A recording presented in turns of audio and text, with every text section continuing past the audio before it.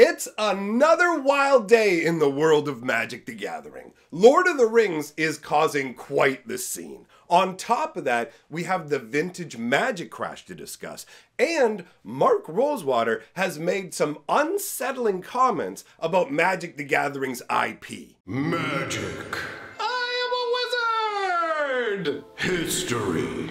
I'm an old wizard! The Magic Historian. My bones hurt. Greetings, owners of fine luxury cardboard rectangles, my friends. I hope the day finds you well because we have gathered for another juicy installment of Mega Magic News. We have a whole bunch of stuff to talk about. We got good news, we got bad news, we got crazy news. So, what are we going to start out with? I want to talk about the hype surrounding Lord of the Rings, specifically the One Ring card. The offers have been popping up and up the chain. We saw people going, yo, I'll give $100,000 for this. I'll give $250,000. I'll give $500,000. We are now up to the point where there's $1 million offer on the table for the One Ring if somebody gets it. I don't know how it works. I assume it's like a private buyer who's just going through another organization, so they're going to get a cut and this ring will actually cost more than that for the end buyer. It's such a wild situation to find yourself in where Wizards of the Coast is legitimately just printing like $1 million card out of thin air. It's a strange, strange world, and I do believe that that's actually what's contributing to the vintage crash that we're seeing. So when it comes to old school Magic, we're seeing a pullback on multiple levels. We're seeing it with boxes and singles as well for similar reasons, right? Wizards of the Coast has signaled very strongly that no cards are safe from being reprinted. Even reserved list cards, right? Magic 30 was a trumpet call that said, "We coming, boys!" Right? So everything is on the table for either reprinting, and you may say, well, you know, they're not really going to want to make a run at the reserved list. All they have to do is print a slightly better version of cards that are pre-existing. A lot of the reserved list cards aren't that hot. So you combine the fact now that Wizards of the Coast has signaled, hey, we're not really going to leave any money in the secondary market from now on. The number of cards that are non-reserve list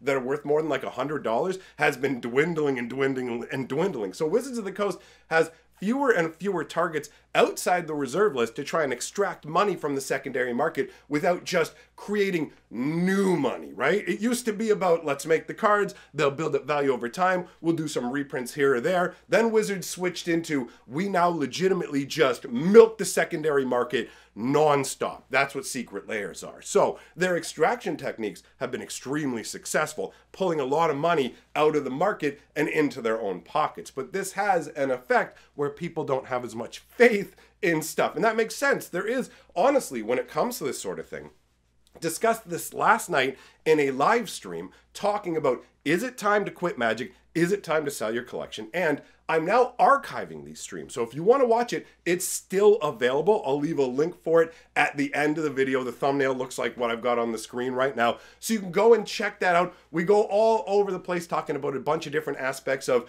the different layers of whether you want to get out now, whether you want to get rid of part of your collection, because it isn't a simple answer. But regardless, there are a number of people who have exited the game, actually a record number of people, to the point where game stores have fundamentally shifted how they operate in terms of picking up collections. This, in some ways, is the absolute worst time to be getting out of Magic or selling off cards. Again, go into more detail about that in the live stream. But regardless, you've got the mass exodus from Magic combined with the economic situation we find ourselves in, where people just don't have as much money to toss around for things. And Wizards has shown that, like, yo, older Magic cards, they're not going to matter as much. The old concept was, if you're going to get out of Magic, don't sell your collection. Put it on the shelf, because you're going to come back and you're going to regret it. You're going to be like, oh man, trying to get all these cards back is going to be expensive and difficult. But the way Magic works now, Throne of Eldraine forwards, we have been full throttle with the power level where cards are insanely power crept. I've done videos talking about this crazy power creep and had people respond going, man, you would say power creep was happening if they started giving us a 3/1 for 1 mana. And I'm like, yeah, That's legit power creep. That's the world we're living in. So you live in a situation where Magic could straight up be a completely different beast when you come back, and your collection could mean nothing. So this vintage stuff is propped up on the back of it's old, it's hard to get, and there's people who've been speculating, sitting on it, but now money is chasing things like these big flashy Lord of the Rings set. So we see the prices on these going down, plus the fact that, I mean, everything is going down across the board as tons of people leave the game and stores go, yo, we're not even taking in bulk. That's the craziest part to me, is that we are about, what, 6 months down the road from that massive exodus that was started by Magic 30, the massive quitting and bringing in of proxies that also led to people selling their collections, where they didn't really quit Magic, they're still playing it, but they're not giving Wizards any money at all. They're straight up just going full proxy. So we're 6 to 8 months down the road from that situation, and there are still a bunch of stores that say, nope, we're not taking bulk. We literally are choked off with cards. So Wizards of the Coast has done a lot of damage to the player base and driven a lot of people out. Obviously, things are still going quite well in terms of the hype around the Lord of the Rings set. And I have to say, the Lord of the Rings set is designed pretty well. There is a lot of fun stuff in here. I am very much digging the Hobbit vibe, and it's getting a lot of rave reviews. So, aside from some quibbles that people have with the way certain characters are depicted on the cards, overall, the set is being very well received. And part of that is a lot of effort was put into making it feel like Lord of the Rings in a lot of ways. You look at the Shire cards, all these sort of things, they're really delivering on the flavor, because basically when it comes to that, they've got to go back and forth with the Middle-earth Enterprises people and make sure that it fits the flavor. And it's the same thing they did with the Warhammer, where when you look at it, you're like, wow, this really feels like the IP 100%. But when it comes to Wizards of the Coast's own IP, they're not paying nearly as much attention or having nearly as much care.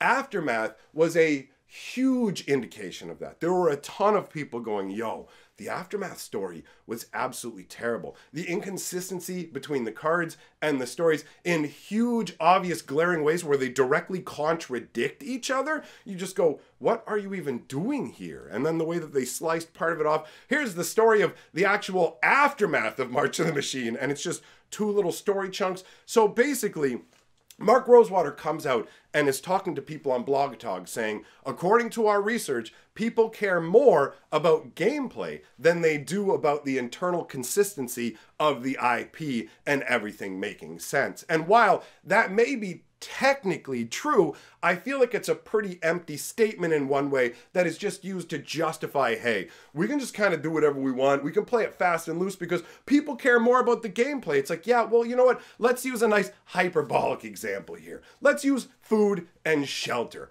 Okay, research says that people care more about food than shelter. Yeah, because you need to have food to live. Technically, you can survive without shelter. But guess what? Food's a lot better when you have the shelter to go with it. So this market research that just says Magic doesn't even really need any story and we can just make it kind of whatever, and all this, to me, is massively detrimental for the long term. And it literally, like, how can you take the IPs of other games and understand that they need to be respected fully because that's what brings the fans in, and then not do that with your own IP? It's everything across the board with Wizards. It's the poor card quality. It's not caring about their IP. Of course, the gameplay is the most important, but everything else matters too. So it's a frustrating situation. So next up, I want to talk about Lord of the Rings making a big scene, because I absolutely love this. Scene boxes appear to be a product where we're moving in the right direction. Genuinely. I was at the LGS a few days ago, and we were talking about the different products that were coming out. And he's like, take a look at these things. We're talking about the second run of collector boosters. And then he's like, check out these scene boxes. And I was like, okay. I didn't know what a scene box was. I legit, up on the screen, you're going to be looking at it. I thought that it was just going to be a box where it's like, okay, you get a box with a scene from Lord of the Rings, which all by itself is pretty cool. On the screen, you're looking at Gandalf at Pelennor Fields, right? Pelennor was the biggest battle in the Lord of the Rings. This is where all the craziness is going down. And you got Gandalf fighting the Nazgul action on the crazy, like, winged drake beasts, the shadow minions.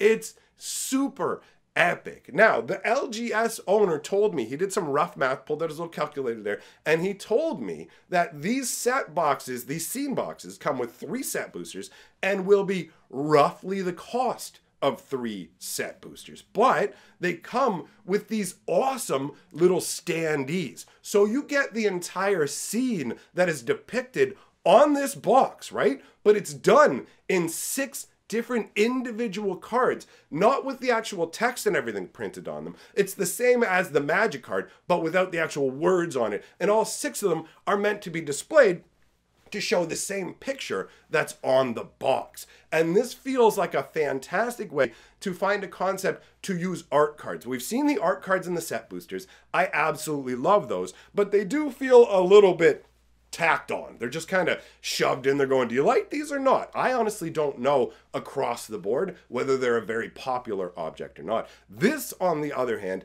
takes it and turns it into a display piece. But more importantly for me is the price point. The price point isn't gougelicious. And I genuinely felt like we had reached the point where Wizards of the Coast would never offer a reasonably priced product again. Now, I'm going to put a little asterisk up in the air on the off chance that these come out and the math I was told by the LGS owner is wrong and these are expensive. If these cost way more than 3 set boosters, then it changes into a not good deal, because then you're paying a whole bunch of money for the stand-up. So currently, to me, it appears like buy 3 set boosters, get a free cool Lord of the Rings standee. That's the vibe. It's maybe a couple bucks more, but it's the same difference. And you get the box that it comes with as well. This is a gift style, like a gift style product we haven't seen from Wizards in a long time, it feels like, where they're not trying to pull as much money as they can from us. And after the failure of Magic 30, I thought we weren't going to see any products like that, because Wizards of the Coast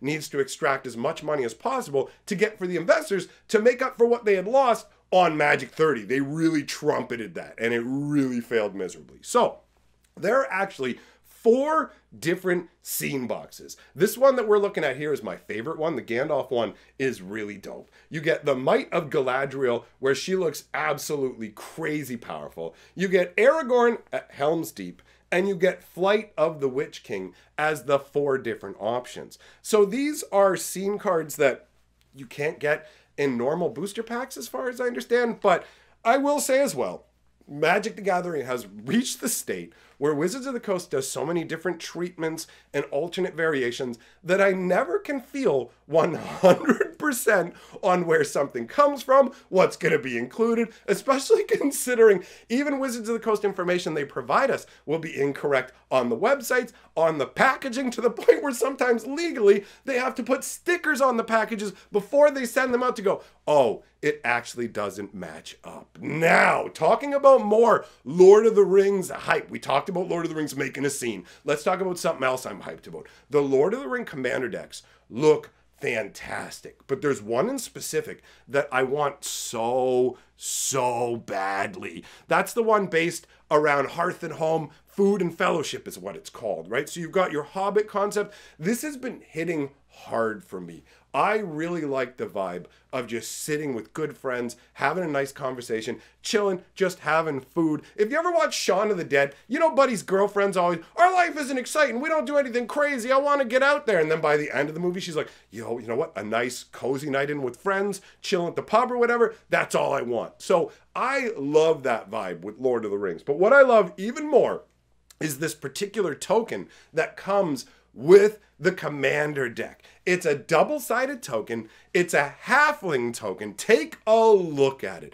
First of all, I just love the whole Hobbit hole vibe you got here. Where it's like, oh, the Shire. There's just something so inviting. Those little round doors with the handle directly in the middle, built into little hilltops. It's so homey and cozy. But look at how imposing. The halfling actually feels like a 1/1. Because remember, a 1/1 is like a regular human soldier. And halflings are pretty tiny in comparison. A lot of them I would figure would be 0/1. But if you put this scythe that's normally, oh, I'm going to take down the wheat. Well, today you're the wheat. All of a sudden, this halfling has some menace. But where it gets really, really fun is down in the type line. It's not a token creature, friends.